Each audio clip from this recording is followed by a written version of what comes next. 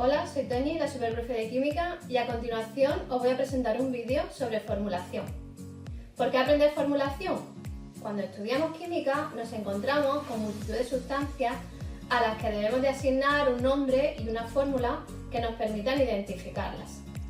El fin básico de la nomenclatura es precisamente este: proporcionar un método para asignar descriptores, nombres y fórmulas a las sustancias químicas de manera que puedan identificarse sin ambigüedad. En este vídeo comenzaremos con la formulación y nomenclatura inorgánica, dado que en estos niveles se utilizan más compuestos inorgánicos que orgánicos. La formulación orgánica la dejaremos para niveles superiores. Aquí tienen recogido todo lo que es necesario para aprender sobre la formulación inorgánica para un nivel de tercero de la ESO. ¡Comencemos! En los años de los alquimistas, la denominación de las sustancias químicas no tenía ninguna lógica. Se les asignaban nombres relacionados con alguna de sus propiedades, la forma en que habían sido obtenidas, su lugar de origen, etc. Podíamos encontrar nombres como, por ejemplo, principio astringente, mantequilla de arsénico, azúcar de Saturno. En el siglo XVIII, Lavoisier y otros tres químicos franceses, Guiton de Morveau, Berthollet y Fauconnier, iniciaron la renovación del sistema de nomenclatura heredado de los alquimistas para sustituirlo por otro más lógico y racional. Lavoisier publica su Tratado Elemental de Química, considerado el primer texto de química moderna, en el que se exponía de forma organizada y sistemática la nueva nomenclatura. A comienzos del siglo XIX ya se habían asignado los símbolos a cada elemento de la tabla periódica, y Jacob Berzelius sugirió que las fórmulas de las sustancias consistirían en una combinación de letras y números, los subíndices, que indicaban el número de átomos de cada elemento. En la actualidad, la IUPAC es el encargado de la normalización de la nomenclatura y formulación química. En este vídeo se han recogido todas las recomendaciones de 2005. A continuación voy a ir analizando grupo por grupo los compuestos más frecuentes que nos podemos encontrar en la formulación inorgánica. Pero antes decir que he seguido las recomendaciones elaboradas por la Real Sociedad Española de Química para la enseñanza de secundaria y concretamente para tercero de la ESO. Vamos a comenzar viendo un esquema general de toda la formulación inorgánica que se estudia en educación secundaria.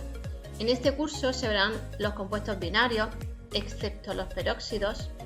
De los terciarios se verán los hidróxidos y los oxoácidos, pero solo a modo de ampliación. Los compuestos cuaternarios no se verán en este curso.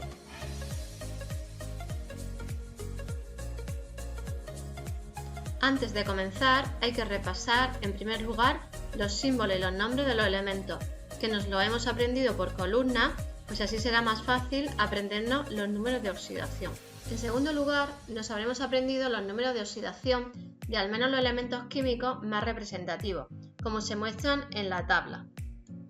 Los números de oxidación son números positivos o negativos, relacionados con el número de electrones perdidos o ganados por el elemento al combinarse para formar un compuesto, bien sean metales o no metales.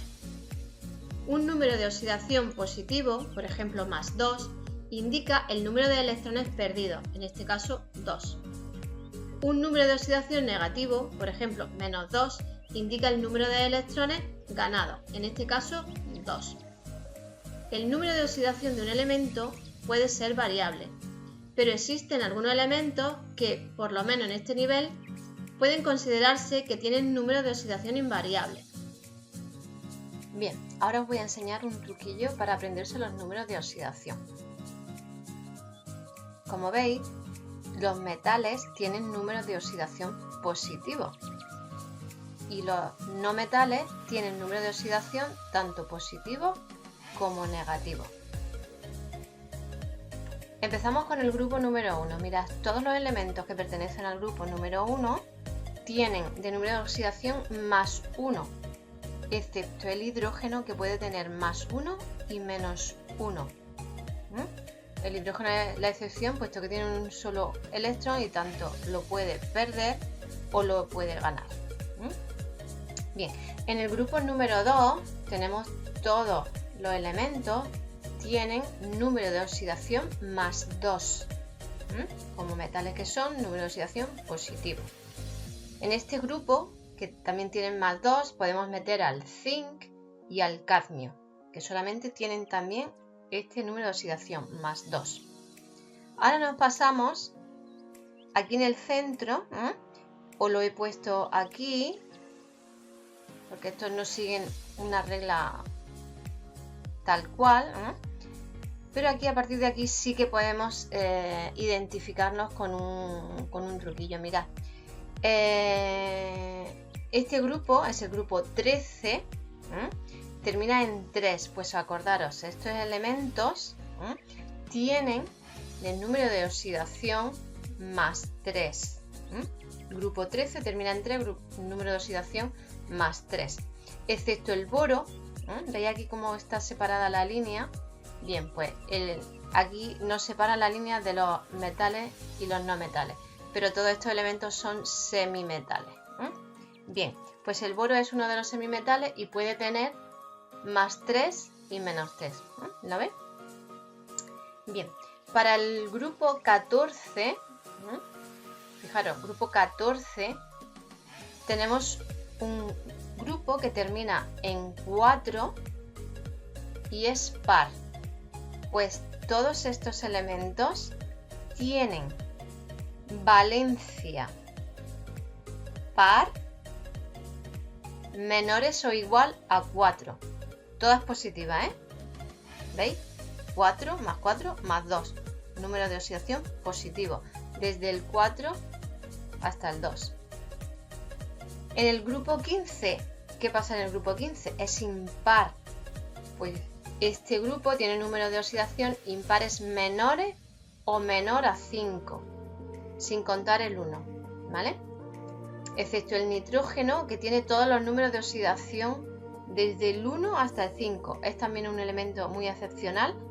Y el nitrógeno tiene todos los números de oxidación desde el 1 hasta el más 5. El más 1, el más 2, el más 3, el más 4 y el más 5. Todos positivos, ¿vale? Y también el menos 3. Pero aquí han puesto los más usuales, ¿vale? Bien, pasamos al grupo 16. El grupo par termina en 6. Pues fijaros, desde el 6 hasta el 2, que es el siguiente par, tenemos los números de oxidación, los números pares desde el 6 para abajo. Tenemos más 6, más 4 y más 2. Y para el grupo 17, a excepción del flúor, que solamente tiene una única valencia, pero todos los demás, fijaros, tienen el cloro, el bromo y el yodo, tienen desde el 7 para abajo, todos los impares desde el 7 hasta el 1. 7 más 5 más 3 más 1. Hay que destacar los números de oxidación negativos, que van del grupo 13 al grupo 17, que empezando por el grupo 17, que es menos 1, vamos aumentando en valor absoluto, ¿vale? Si no tenemos en cuenta el signo, vamos aumentando en valor absoluto. Tenemos el grupo 17 menos 1, el 16 menos 2, el 15 menos 3, ¿vale? Y el 14 menos 4. Al llegar aquí empezamos a descender, menos 3. Los números de oxidación negativos corresponden a los electrones que ganarían para alcanzar los 8 electrones en su capa de valencia y así pues hallan la estabilidad.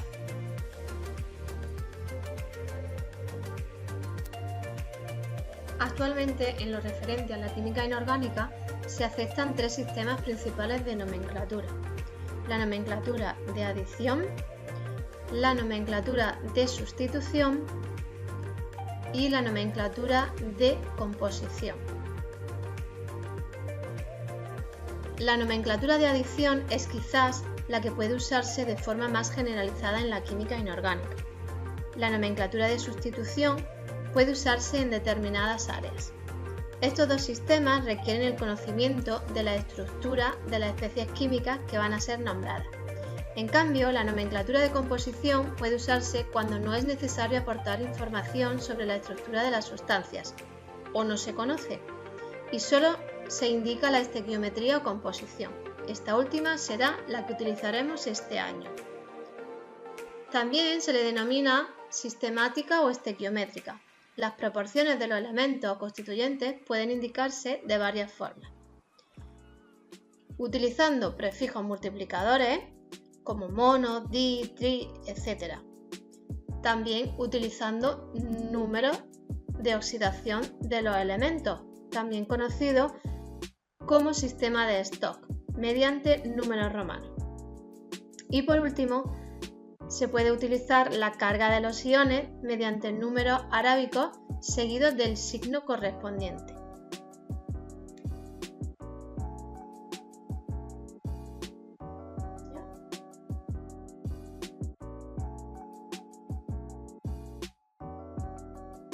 Las sustancias simples están constituidas por átomos de un solo elemento, es decir, átomos idénticos.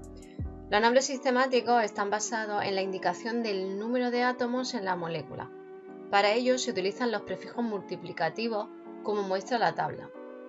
Tradicionalmente se han utilizado los nombres de flúor, cloro, bromo, yodo, hidrógeno, nitrógeno y oxígeno sin el di para indicar los compuestos diatómicos que forman estos elementos en la naturaleza. Su uso está muy extendido.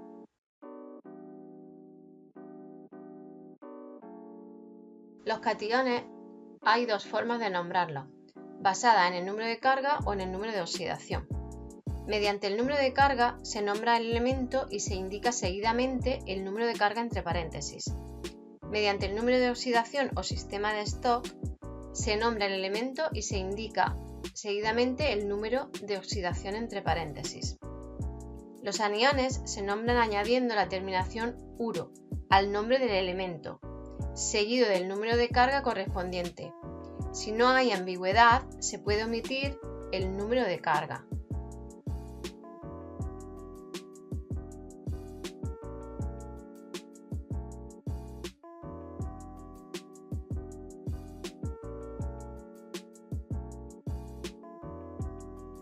Comenzamos con los compuestos binarios. Estos están formados por dos elementos distintos y representados mediante una fórmula. En esta fórmula aparecen elementos y aparecen el número de átomos de ese elemento representado mediante los subíndices. En este ejemplo, por ejemplo, tenemos 2 átomos de hierro y 3 átomos de oxígeno. Estos elementos, para formar este compuesto, es necesario que sean estables. Para alcanzar la estabilidad, lo que tiene que conseguirse el compuesto es que la suma de todas las cargas sea igual a 0.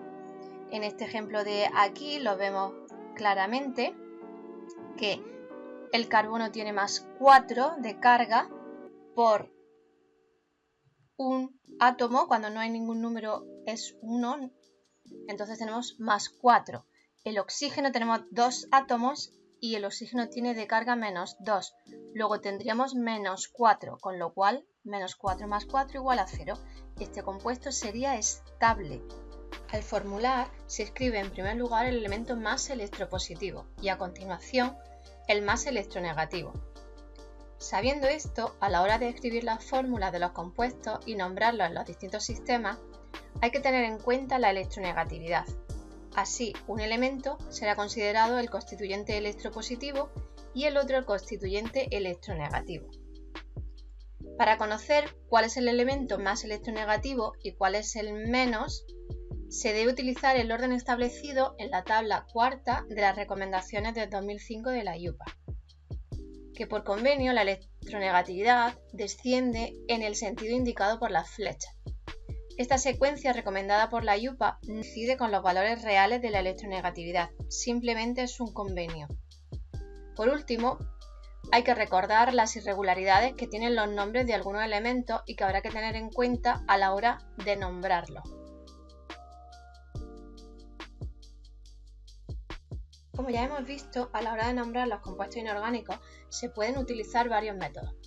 Nosotros en este curso utilizaremos la nomenclatura sistemática o estequiométrica y la nomenclatura basada en el uso del número de oxidación o nomenclatura de Stock, también conocido así.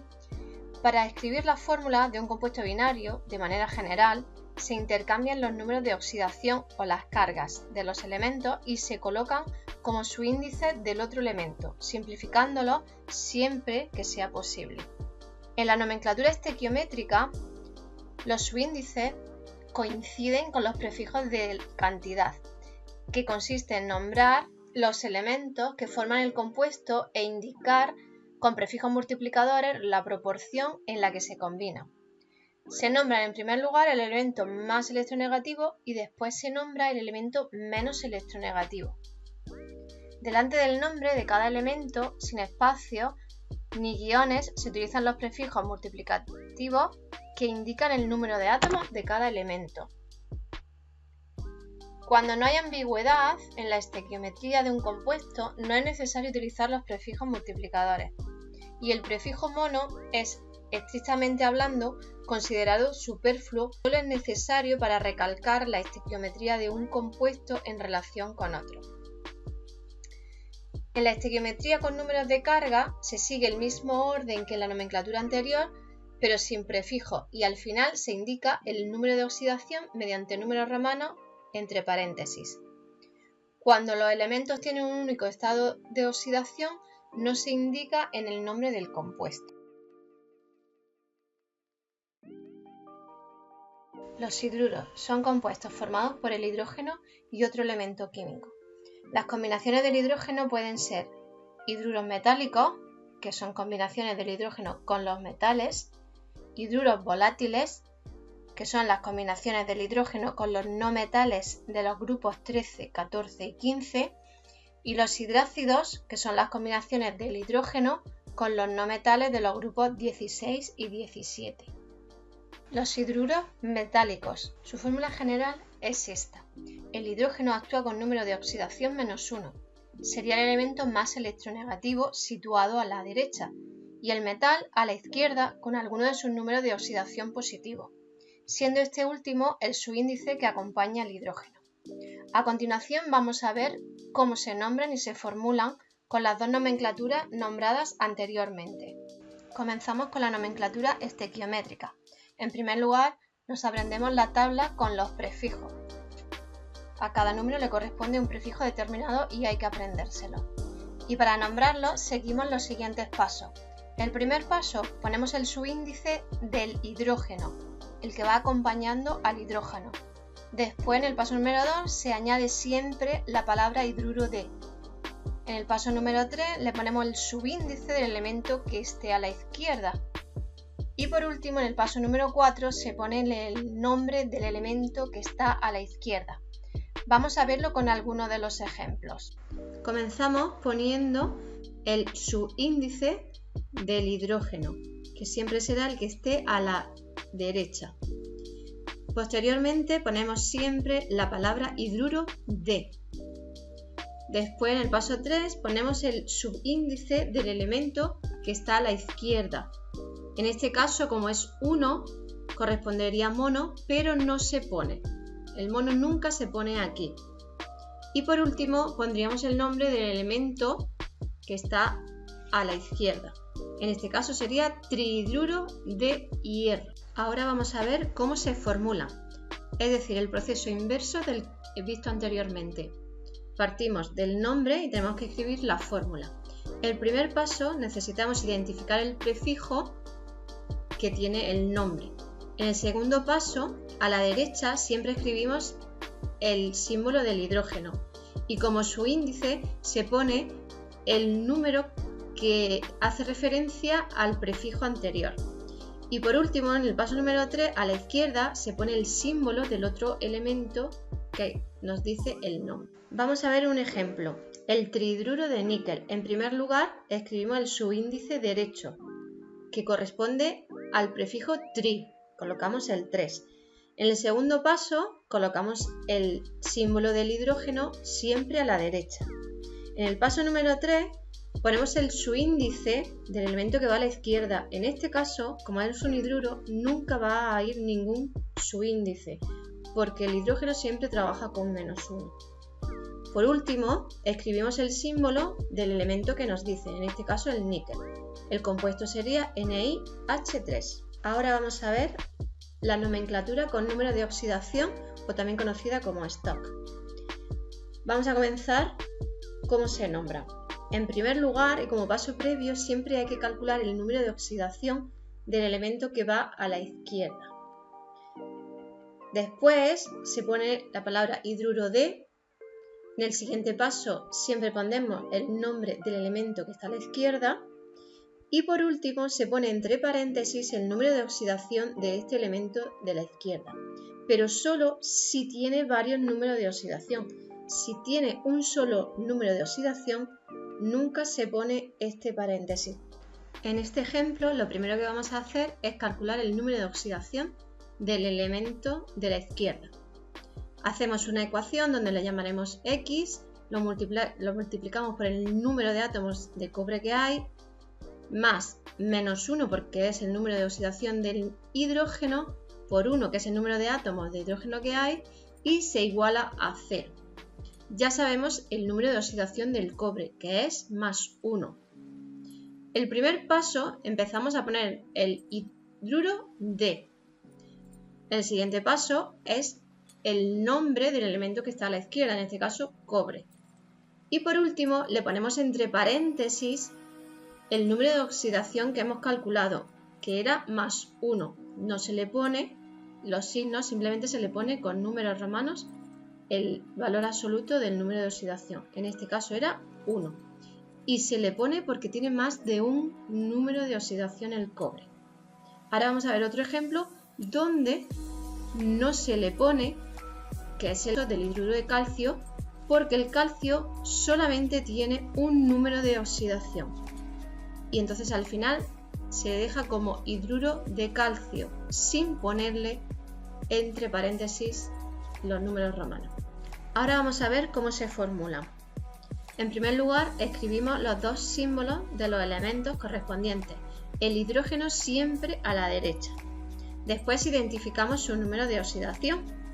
Después intercambiamos los números de oxidación, como se indica en el diagrama. Y por último, comprobamos si se puede simplificar los subíndices, que muchas veces se pueden simplificar. Vamos a ver algún ejemplo de ello. En este caso tenemos el hidruro de cobalto 3, pues el primer paso es colocar los símbolos de los elementos, el hidrógeno a la derecha y el cobalto a la izquierda. Seguidamente identificamos los números de oxidación, aquí es muy fácil, puesto que nos lo están diciendo que es 3. Posteriormente intercambiamos los subíndices y por último tenemos la fórmula que no se puede simplificar, con lo cual se nos queda COH3. Pasamos a los hidruros volátiles, que como hemos dicho anteriormente son combinaciones del hidrógeno con los elementos del grupo 13, 14 y 15, como se muestra en la imagen. Y suelen ser, a temperatura ambiente, suelen ser gases, de ahí el nombre de volátiles. Se nombran y formulan de la misma forma que los hidruros metálicos. Y más comúnmente se conocen con el nombre del hidruro progenitor, como se muestra en la siguiente tabla. En los hidrácidos, el hidrógeno es el elemento menos electronegativo y actúa con número de oxidación +1, por eso se coloca a la izquierda de la fórmula. Se nombran con el nombre del no metal más uro y de hidrógeno, por ejemplo cloruro de hidrógeno. Y cuando van en disolución acuosa, estos compuestos presentan carácter ácido, de ahí la palabra hidrácido, y se pueden nombrar como ácido seguido de la raíz del elemento que se combina con el hidrógeno con el sufijo hídrico, como por ejemplo ácido clorhídrico, y se formulan como el resto de los hidruros, teniendo en cuenta que el símbolo del hidrógeno va a la izquierda y el del no metal siempre va a la derecha.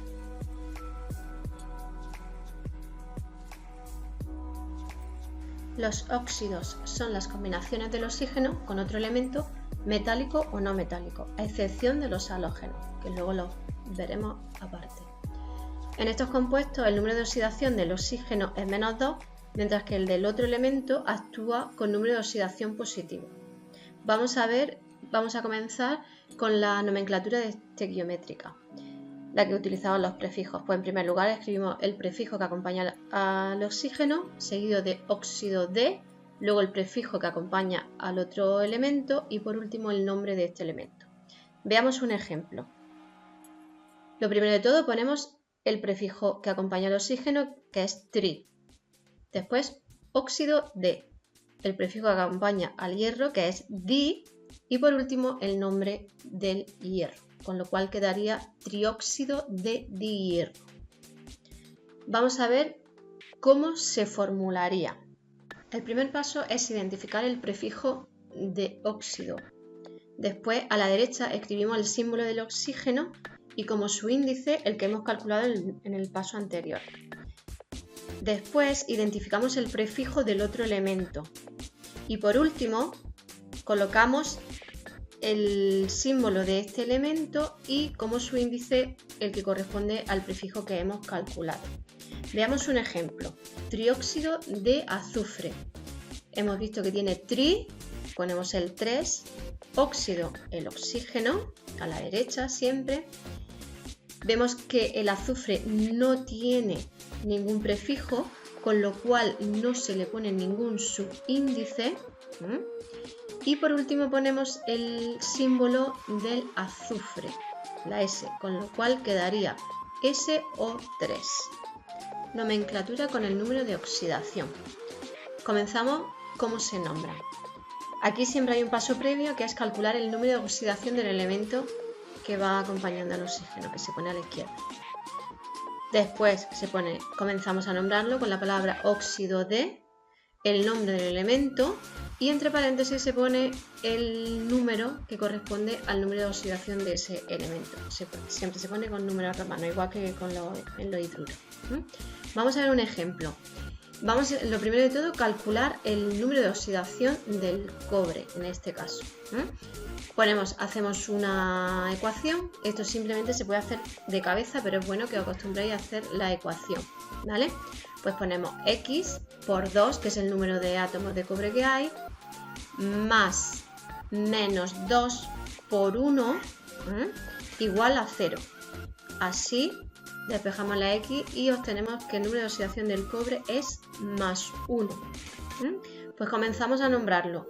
Óxido de cobre, que es el elemento que está a la izquierda, y entre paréntesis le ponemos el 1 con números romanos que corresponde al número de oxidación con el cual trabaja el cobre en este compuesto. Vamos a ver ahora cómo se formulan. Un ejemplo sería el óxido de magnesio. Pues en primer lugar escribimos los símbolos de los dos elementos cruzados, el oxígeno siempre a la derecha y el magnesio a la izquierda. Después identificamos los números de oxidación de ambos. El paso siguiente sería poner los subíndices cruzados. Y por último tendríamos que ver si se puede simplificar o no. Esto es nuevo. Esto se hace en los óxidos porque siempre que se pueda simplificar hay que simplificar. Antes hemos visto un ejemplo, el SO3, que estaba simplificado, ¿vale? Pues aquí vamos a aprender a simplificarlos. Vemos que los dos subíndices son iguales, podemos dividir entre 2 y nos queda como subíndice 1, con lo cual no se pone y se quedaría MgO, sin ningún subíndice.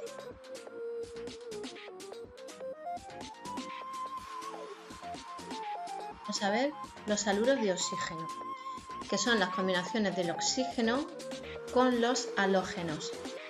Estos compuestos no se nombran como óxidos porque a partir del 2005 la IUPAC determinó que se nombraban como haluros.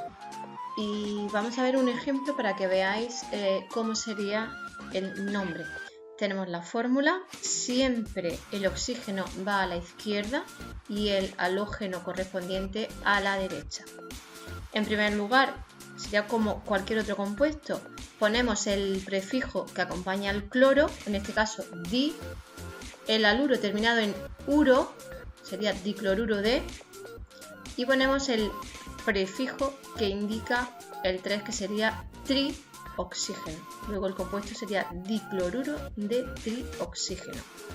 A continuación os voy a dejar una tabla donde vienen recogidos todos estos compuestos, cómo se nombraban antes del 2005 y después del 2005, para que veáis por si os lo encontráis en cualquier libro o en cualquier documento que consultéis, porque aparecen bastante.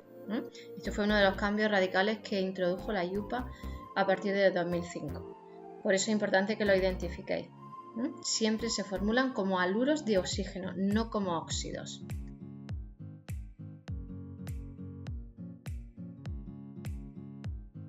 Vamos a pasar a las sales binarias, que son las combinaciones de elementos distintos del hidrógeno y del oxígeno. En función de los elementos que se unan, pueden ser volátiles si ambos elementos son no metales y neutras si un elemento es no metal y el otro es metálico. Ambos tipos se nombran y se formulan de igual forma. A la derecha siempre se pone el elemento no metálico más electronegativo, con lo cual su número de oxidación será negativo. Vamos a ver la nomenclatura estequiométrica, que empezamos como siempre con el prefijo del elemento que está más a la derecha, la raíz del elemento terminado en uro y el artículo de, seguido del elemento que está a la izquierda con su prefijo correspondiente. Vamos a ver un ejemplo. En primer lugar, el prefijo del elemento que está a la derecha, que es el nitrógeno, tiene el prefijo 2, pues ponemos di. El nombre, la raíz del nombre, que sería nit-uro, terminado en uro, nitruro de. Después ponemos el prefijo que corresponde al elemento que está a la izquierda, que es el hierro, y tiene el prefijo 3, pues ponemos tri-hierro. Terminamos nombrando ese elemento. Y por último lo leemos y quedaría dinitruro de trihierro. Veamos cómo se formulan. En primer lugar, identificamos el prefijo del elemento que termina en uro. Después escribimos a la derecha el símbolo de ese elemento con el subíndice que hemos identificado. Y después identificamos el prefijo del otro elemento, del que está a la izquierda. Y escribimos ese símbolo con ese subíndice. Vamos a ver un ejemplo. Pentasulfuro de difósforo. Pues penta, 5, sulfuro. ¿De dónde viene sulfuro? Pues tenéis que tener cuidado porque esta es una raíz de las, digamos, irregulares. Sulf viene del azufre, pues entonces le ponemos la S del azufre. Posteriormente identificamos el siguiente prefijo, que es el di, pues un 2. Ponemos un 2 y fósforo, pues el símbolo del fósforo, que es la P. Y con él ya tenemos la fórmula del compuesto, que sería P2SC. Vamos a ver la nomenclatura con números de oxidación. Igual que siempre, el paso previo calculamos el número de oxidación del elemento que está a la izquierda. Después ponemos la raíz del elemento derecho terminado en uro, de, y ahora nombramos el elemento de la izquierda y entre paréntesis ponemos el número de oxidación del elemento de la izquierda, siempre y cuando tenga varios números de oxidación. Vamos a ver a continuación un ejemplo que es muy curioso. Mirad, en primer lugar hemos dicho que tenemos que calcular el número de oxidación como paso previo. Si os sabéis el número de oxidación del estroncio, que es la SR del estroncio, pues es más 2. Pues no tendríais que realizar este paso, pero si no, es bueno que lo calculéis, porque también es peculiar esta fórmula porque está simplificada. El número de oxidación del carbono, el negativo, es menos 4, y veis que ahí el subíndice que está intercambiado, el del estroncio, es un 2, y el del carbono, como no aparece nada, sería un 1. Luego, aquí están simplificada la fórmula. Debería aparecer SR4C2. Por eso la han simplificado y aparece SR2C solo. ¿Vale?